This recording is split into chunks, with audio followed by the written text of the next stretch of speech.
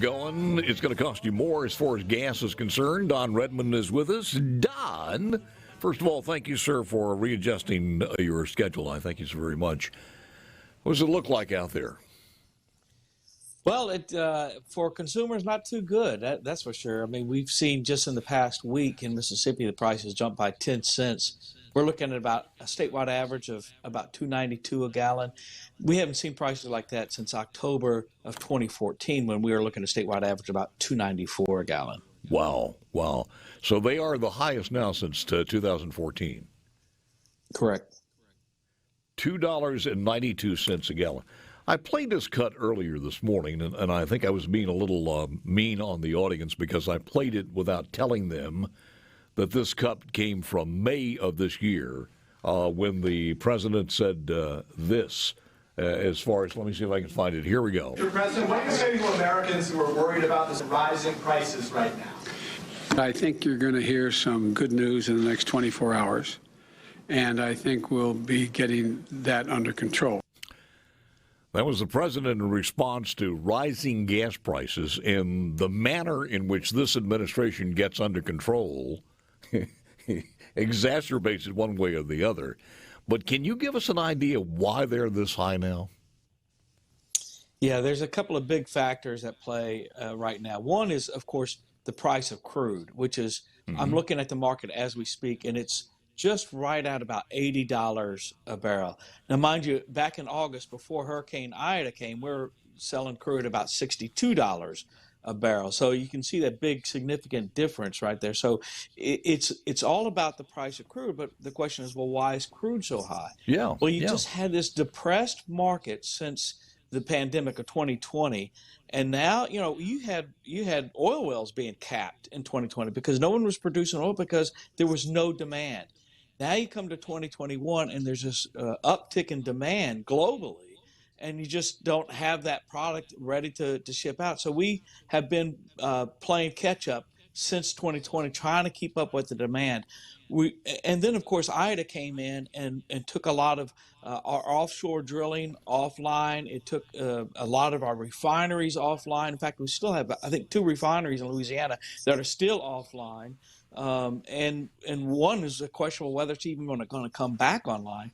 So we've just really been, as consumers, behind. They talk about the perfect storm. You have just an incredible demand now for energy. And anytime an economy grows, so does the demand for energy. So we have a growing economy globally, people coming out demanding for it, and we just don't have the energy supply there. Now, OPEC and other oil-producing countries such as Russia and other associated countries, there was speculation they may increase production, but they met earlier late last week and said, no, we're not increasing production. So they like the prices, obviously, at $80 a barrel. I think, though, that we might see prices starting to stabilize, but where if they're going to come down dramatically, I don't expect that. For example, in November of 2014, we talked about that was the highest part since we've seen since 2014. That was in October. By November, prices had dropped down by almost 30 cents. I don't expect that to happen at all. To hear you say that they'll stabilize is not good news, because stabilizing at $2.85 to $2.95, near $3 a gallon, is not good for the American consumer.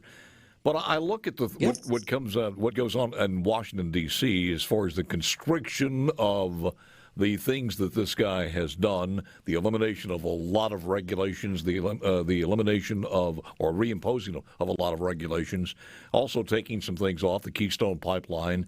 At some point here, we were told that we cut contracts to send fuel to Russia.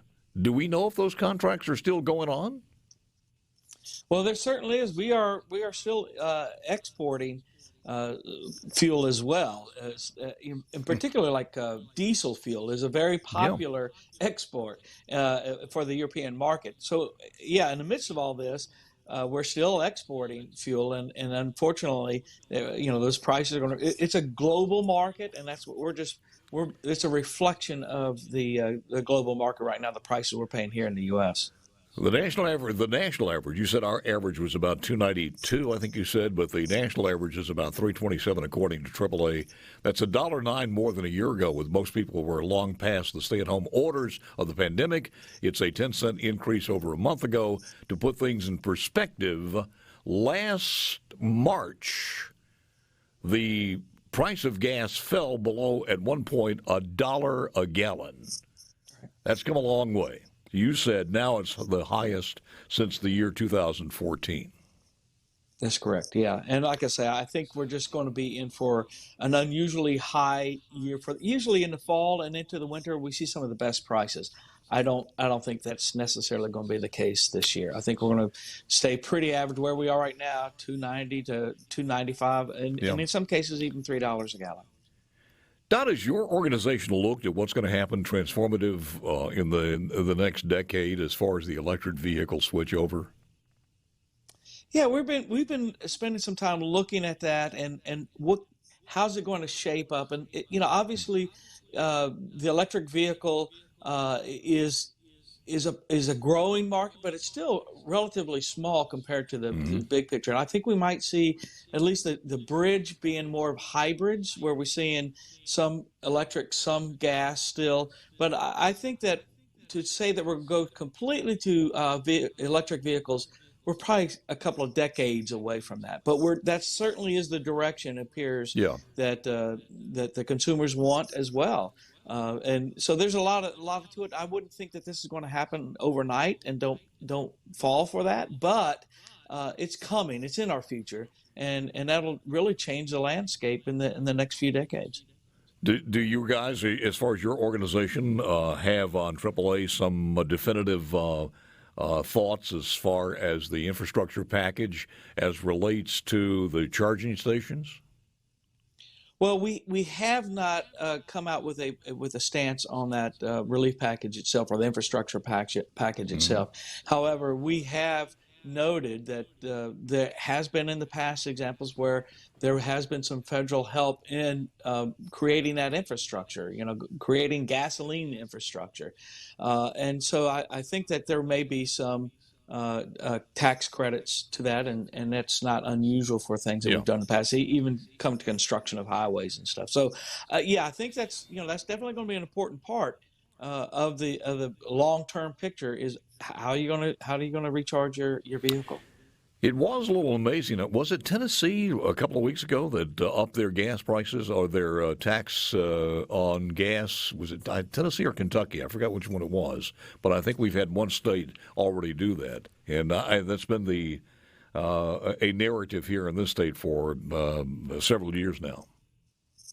Yeah, and AAA has been an advocate for funding for transportation, and we have not shied away from a fuel tax. But it just seems that every time we're in motion to increase the fuel tax, even just over a period of decade, an increment, that all of a sudden something like this happens, and people, I don't want to add any more tax to my fuel tax. But yeah, there has to be. We're looking at equity.